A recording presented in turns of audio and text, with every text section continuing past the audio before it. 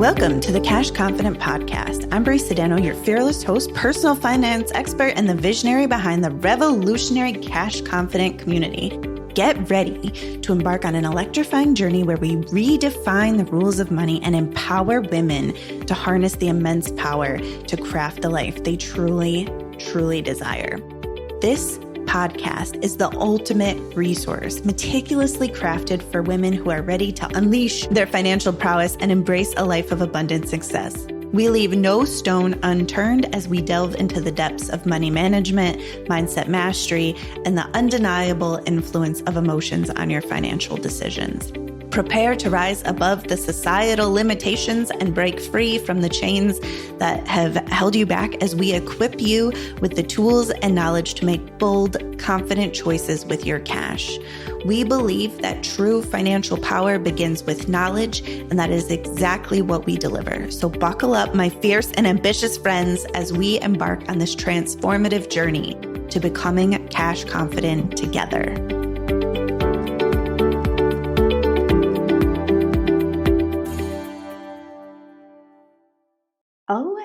Hello, everyone. Bree Sedano coming to you today. And today we are talking about goals and desires and plans and the internal masculine and feminine.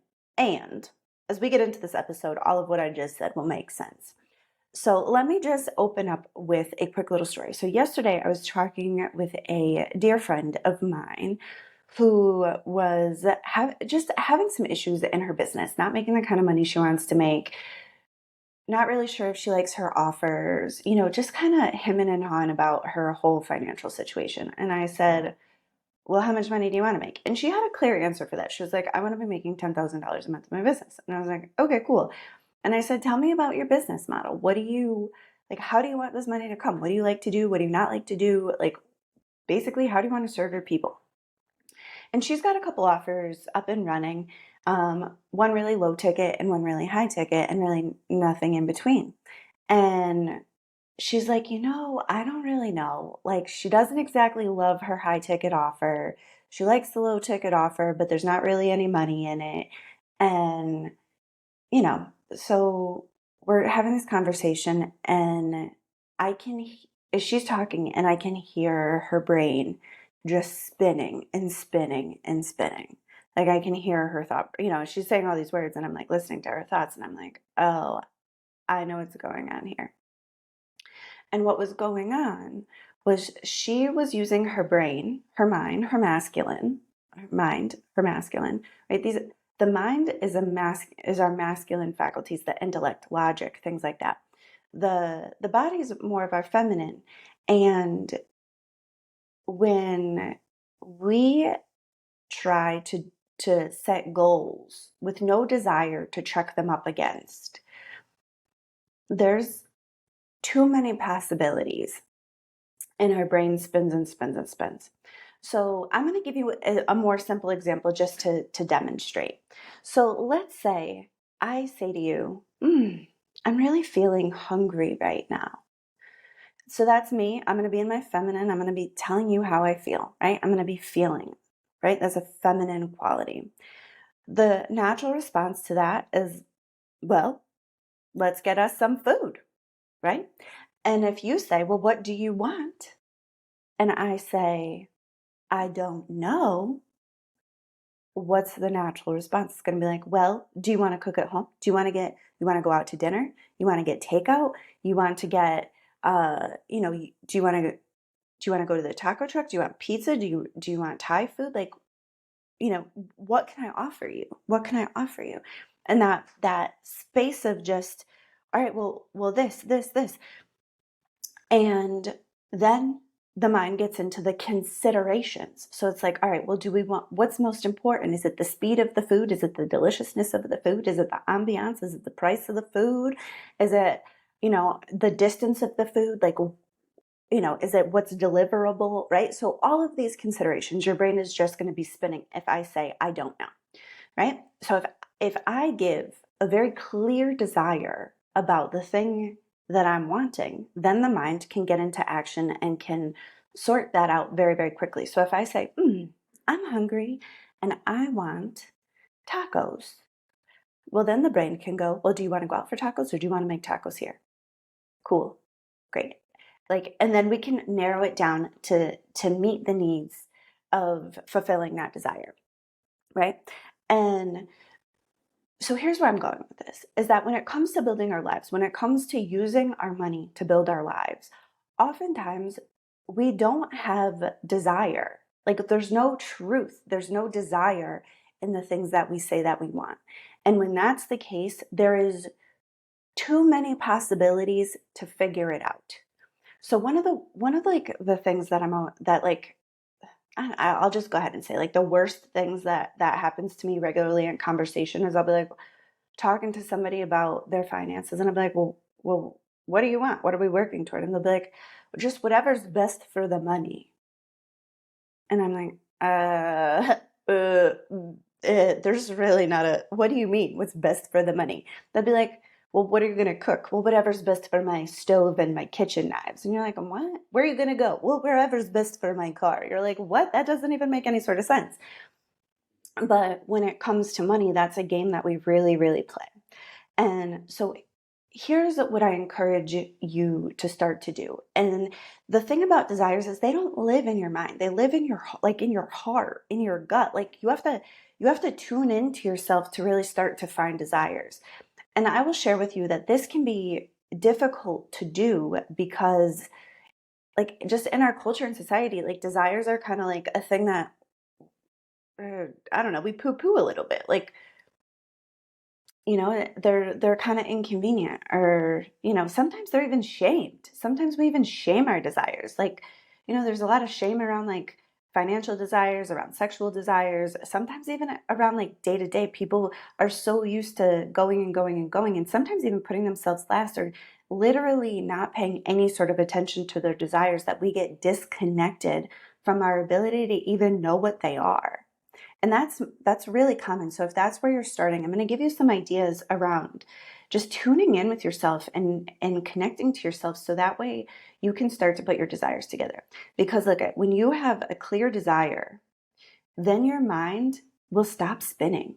Like your mind can get its work done. And the masculine and feminine, and I'm talking not about like men and women, I'm talking about your own internal masculine energy, which is like your action taking energy, your mental energy, and your feminine energy, which is your emotional energy, your feeling energy. When these things are working together like a team, you have a really good internal marriage. And that is really critical for life building. So, one of the things that you can do is bring your attention into your body. And if you're new to this, if you're super brand new, you can just bring your attention, like right now, if you're sitting, if you're in a seat, like bring your attention to your butt and feel your butt against the seat. Feel your feet against the floor. Feel your clothes against your skin. And this is something to practice a couple times a day, especially if you're really new to this. If this is something that you've never even thought about, like, oh, dropping into my body, being in my body, why would anybody suggest such a weird thing to me? What that does is it helps us to bring that mental awareness, that faculty into the body, into the emotional state. It helps to bridge the gap between the masculine and feminine. And this is where it starts. And you can ask yourself a few times a day. You can put your hand over your heart if you're feeling it, and just say, well, what do I desire in this moment? What do I desire in this moment? And I will share with you, I find from talking to people and, just from knowing myself pretty well, that desires run in a few, like there are want level desires, like, I want a taco from the taco truck, right? Like that's not the burning desire that Napoleon Hill talks about in Think and Grow Rich. That's just like a surface level desire, which is valid, right? Like I also want to give,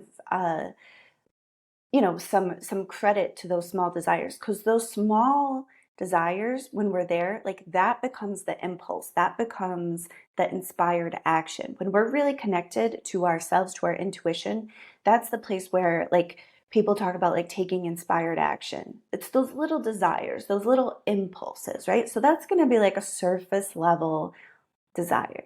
Then we have like slightly deeper desires, bigger desires, things like, oh, I really want my house to look and feel like this, or I really want my business to look and feel like this.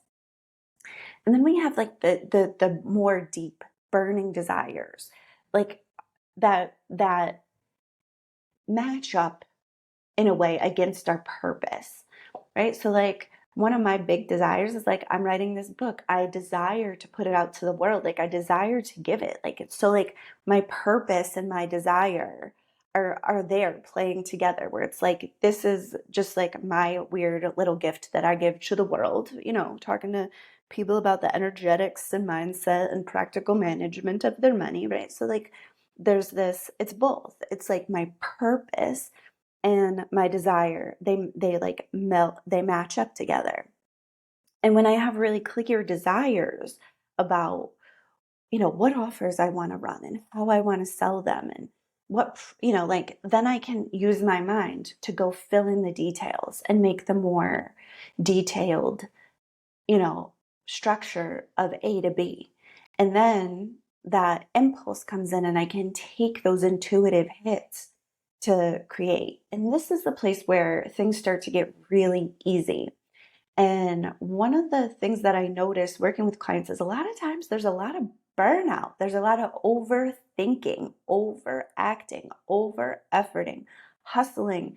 And it all kind of grinds up when there's no truth of desire because you don't give your mind a way to win. You don't give your mind a way to satisfy you. And masculine goals are generally like pretty pass fail. They're like black or white. So the same conversation I was having with a client, she told me how she set a goal for herself to run the New York Marathon and she did it. And her goal is to do it in less than 4 hours. And she did it in 4 hours and like 17 minutes. And when she was done, she felt like a failure. This woman trained for months, transformed her whole body, signed up for that race, got there, ran for 4 hours and 17 minutes straight, and then she felt like a failure because she didn't pass that very masculine goal. So I will share this with you too. So like the idea of goals, when we talk about SMART goals, what are they? Smart, measurable, actionable, time constrained, right? Like those goals that we hear about in school, that's a very, very masculine way to set a goal, which is like there's nothing good or bad or right or wrong or like inherently better or worse about that kind of goal setting. But when I do my goals and when I'm working with my clients, I like be, do, have goals because they're balanced. So let's say I want to have, you know, 18 clients in my limitless wealth mastermind. Well, what do I need to do that? But also who do I need to be? Who do I need to be while I'm doing what I'm doing? Right? Like, and a lot of times we forget about the being piece. We forget about that emotional and like just who am I being? Who am I being while I'm doing this work? And then that's where stuff goes awry. So like, look, I'll share some of these things. So I have my notes yesterday. I did a class on this. So it was like, all right, so look, I'm going to give you a different goal. But one of my goals is to have a New York Times bestselling book, right? This is one of my goals. Now, this is a massive goal, especially for where I am in my business, my audience size. My publisher, told me, probably it was like a little unrealistic. The same thing. I've been interviewing publicists and they're all kind of like, girl, you just, okay. Like, and that's okay with me, right? I'm a little unattached, but that's a thing that I want because that matches my purpose, right? So my purpose is to get this work out to as many people as possible. My desire is to be seen and known for this, and all of what comes with that. So when I was thinking about what do I need to be and do on my B list, I have like, I need to become the identity of the best-selling author. And that's a little bit different than just having a best-selling book. It's being. It's the essence of being. I need to be proud of my book. I need to be excited to share. I need to be eager to get it, into the hands of as many people as possible. For me, that means being brave to show up. I'll tell you that sometimes the level of attention I get online is uncomfortable for me. It's something I work myself into. It's something that like sometimes I'm deep breathing in the bathroom before I do things, right? So I have to be brave. And what was funny is I put willing to be seen, and then I had to cross that out, and I was like comfortable and wanting to be seen, like deserving to be seen, like showing up fully. And that's a little bit higher level than just willing to be seen. These are things I need to be, you know? And then I need to be willing to do what it takes, and I need to be all in, right? And those are things that are a state of being, right? And so when I think about what do I need to do, the more masculine side of this goal, I'm going to do a publicity tour. I'm going to hire the publicist. I'm going to pay the publicist. I'm going to do the networking. I'm going to ask for the help. I'm going to, get on 100 or more podcasts, look at TV appearances, things like that. And so but here's where I want to share this a little bit more nuancy thing, is that if I'm just taking the action, but I'm taking the action without pride in my book and without eagerness to serve and without comfort and desire in being seen and without being all in, I can take those actions. I can spend a ton of money on the publicity and whatever else, and not get the result that I'm looking for because I'm taking the actions kind of half-heartedly, right? And I've certainly done this in the past, and I've certainly seen clients do it, and it's a thing that's easy to happen if we're only looking at the masculine side of goals. So my suggestion to you is to practice knowing where those desires are. Practice bringing your attention into your body so you can get those little intuitive hits. You can take those inspired actions. And so that way you leave a little bit more room for magic in your life. Like SMART goals, well, I'm sure they're effective, right? People have been writing about them for a long time. They leave very little room for magic. There's a lot of effort, there's a lot of forcing. And that's fine if that's kind of the lifestyle that you want. But I like a little bit of magic. I like when life does some of the work for me. I like letting things be easy. I like being delighted and surprised by life sometimes. And so I like to leave a little room for magic. And the thing is look, let's just say I write this book and I'm being who I want to be and I'm taking the actions that are required, and I don't become a New York Times bestseller. I sell books, the books are a success, but I don't hit that mark. I fail on the masculine side of the goal, right? Well, if I'm being who I wanted to be while I'm doing it, it just takes some of the edge off of that. It leaves a little bit of room for grace. It leaves a little bit of room. Well, I did do this and this and this and this and this, and I did take these actions and I got close. All right, so I could keep trying, right? Like you have to, I could keep trying. I could keep doing it. I could keep being eager. I could keep being willing to serve. But that's really on that identity level, right? And so it's not as harsh as a pass fail, because those pass fail goals, especially in business, sometimes I find that really big disappointments or really big discouragements are disorienting. Sometimes they throw me for a little bit of a loop. I lose a little bit of direction for a minute. And so if I could be being the person that I want to be while taking the action that I want to be taking and working toward this having goal, time is a little bit off the table, right? Unless there's like an actual time deadline, right? Like nobody says you have to be a New York Times bestseller the first week your book comes out. You don't. You can be you could sell I think the 12,000 copies required a year later. I don't think it matters. Although being a New York Times bestseller, it's not just sales. There's a little bit more to it. Anyways, so I digress about this, but I like those be, do, have goals, because it just balances the masculine and feminine. It starts to cultivate more of that internal marriage. And we have to look at ourselves and see the places where either our masculine doesn't trust our feminine or our feminine doesn't trust our masculine. A lot of us got taught to basically abandon ourselves when we're in our feelings. We were taught that our feelings aren't okay, that they're shameful or they're wrong, and that like not only are they not valid to have, but you should snap out of it. And when we learn that, and our masculine presence doesn't even stay with us in our own body when we're in our feelings, it can be really scary to be inside of ourselves. And that's a thing that happens. And that's where we move more and more into the mind space and less into the body. But the more that we're imbalanced toward our mental faculties, that's more where the efforting and the trying and the burnout and the hustle And I don't know if like, when I'm talking about your mind spinning, I'm talking about like when you can't sleep at night because your mind won't shut the actual F up, right? Like I'm talking about that ongoing taxing, like I'm making a nonverbal of just my hand, like making the wah wah wah wah sound. But these are the things that happen when we're imbalanced.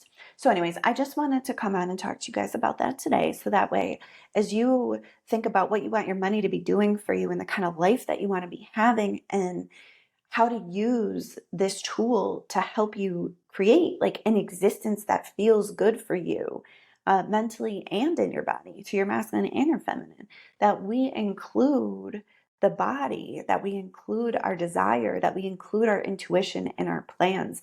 And if you're into like a little manifesting, you leave a little room for magic. You leave a little room for the universe to surprise and delight you. You make the game with life, not just like the control of yourself to get an exact thing. It's like you get to play with this if you want to. It gets to be easy if you let it, right? But we can't let it be easy if we're fully in the mind, not taking like it just doesn't have the same results. And so I hope this was helpful for you today. I hope this gave you a new little perspective on the ways that you set your goals, and just how you address building the life that you want to build. So I love you. I appreciate you. Thank you for hanging out with me today.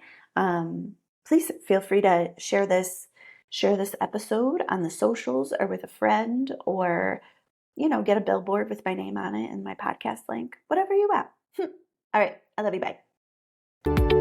It was my pleasure and joy to talk with you today. Thank you for listening. If you found value in our conversation, I kindly ask you to share the show with a friend who deserves to unleash her financial power. Your feedback is so valuable to me. So please take a moment to leave a review. Together we can amplify the message and bring more money into the hands of good women. For ongoing guidance and unwavering support on your financial journey, I invite you to join the Cash Confident community. Visit www.cashconfident.com/join to become part of our powerful community of women, where we uplift and inspire one another to reach new heights of financial success. Remember, you possess the power to shape your financial destiny, and with the Cash Confident podcast and the support of our remarkable community, you are unstoppable. Embrace your financial power, create the life you desire, and let's ignite a movement of cash confident women who are transforming the world $1, one decision at a time.